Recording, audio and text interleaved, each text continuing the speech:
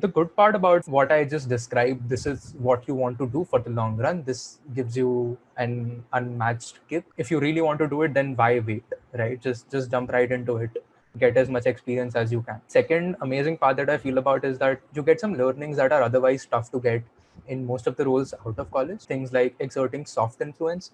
And by soft influence, what I mean is that you do not have any direct authority in the beginning of your career, either over people or over, product decisions. But since you're working so hard on it, you should be able to influence everyone involved just by logic. Second is stakeholder management. You're of course working with all stakeholders imaginable, depending on the domain. But at least in past 1.5 years at CRED, I've worked with engineering, design, creative teams for sure, but also finance, banking alliances, legal, operations very deeply, right? And that gives you a lot of perspective. Finally, it's like learning across disciplines. So as you keep working with different disciplines, say one single project, like in a quarter, you could be working with data science as well as design, right?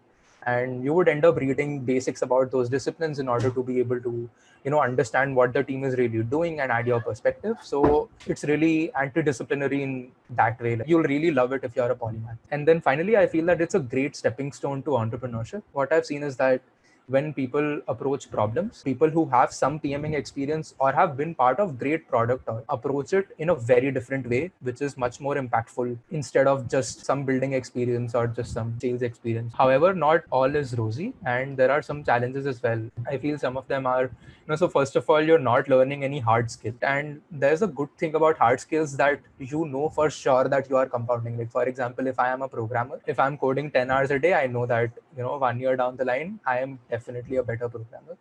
But PMing is relatively softer skill to even evaluate for that matter. So that way there is some ambiguity which sort of, remains.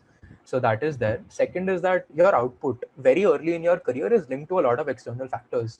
Like, for example, you could work extremely hard, do all what you think is in your capacity, but at the end of a quarter or at the end of 6 months have really bad results just because something that you were working on had a compliance issue, right? So imagine you built out something from scratch, it's beautiful, people want it, but you can't release it because of compliance, and you miss talking to compliance while scoping the product out, and it's your fault. Even outside of that, there are a lot of external factors, linked to a success, so to say. So if you're a person who really wants that dopamine hit of constant input, constant output, no ambiguity, PMing might not be the best thing.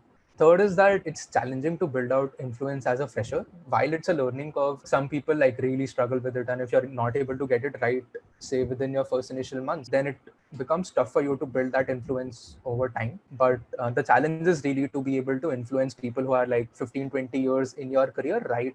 When you sort of enter. So that can be tricky. And finally, the age old argument, right? You can always move from harder disciplines to PMing anytime in your life. Like I said, it's like a 60-year career. But say if you're a PM and you want to become a data scientist or a programmer, then you need to start from scratch. Now, I feel that somebody would really enjoy PMing if, and again, a very personal take here, the idea is that if you really get a kickoff out of, building things out and people using it to make their lives better in your imagined way. Some of the other indicators that I've seen in folks, say if you've gotten your friends excited for new projects, hackathons, really gotten them out of their beds in hostels where people mostly chill.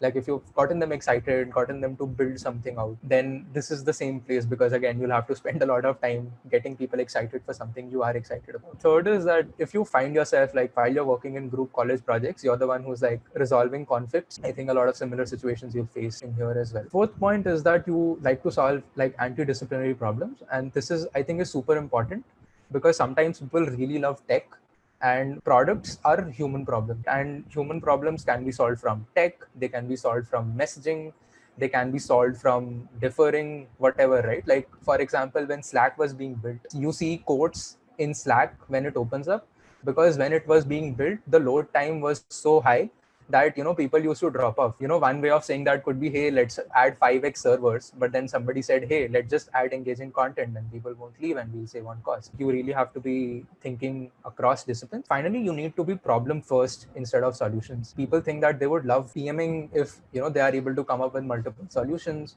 or they're able to like understand a lot of tech business and build solution out of things very quickly.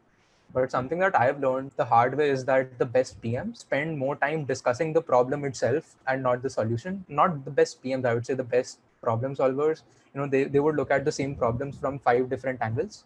And it becomes very important to do that when you are a PM. There's nothing wrong in being solution first, but in that case, you might want to be an engineer and not a PM, because otherwise you will not be a great fit.